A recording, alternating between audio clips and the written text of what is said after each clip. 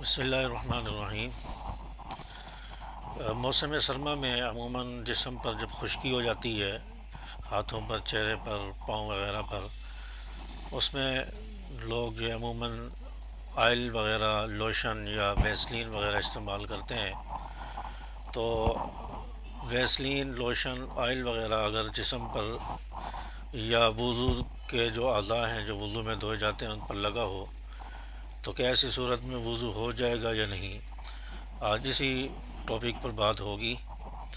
تو Vaseline, lotion یا oil وغیرہ یہ چہرے پر، ہاتھوں پر یا پاؤں وغیرہ پر لگا ہو یا جسم پر آئل وغیرہ لگا ہو تو ایسی صورت میں وضو ہو جائے گا، اس کے ہٹانے کی یا اس کو دھونے کی ضرورت نہیں ہے۔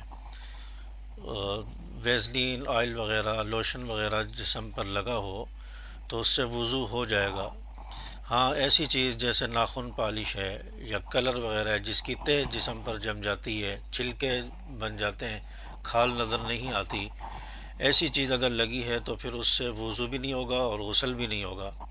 لیکن آئل وغیرہ اس میں چکناہٹ ہوتی ہے، لوشن ویسلین میں چکناہٹ ہوتی ہے، کھال نظر آتی ہے، کھال تک پانی پہنچتا ہے، تو اس لیے ویسلین، لوشن اور آئل وغیرہ کو پہلے ہٹانے کی، اس کو اچھی طرح دھونے کی ضرورت نہیں ہے، بلکہ وہ لگا ہو تو ایسی صورت میں بھی وضو بھی ہو جائے گا اور غسل کرنا چاہے تو غسل بھی ہو جائے گا، اور اس سے نماز بھی ہماری کامل ہوگی اور نماز جو ہے اس سے ہو جائے گی۔ ان چیزوں کے لگے رہنے سے وضو اور غسل پر یا نمازوں پر کوئی اثر نہیں پڑتا۔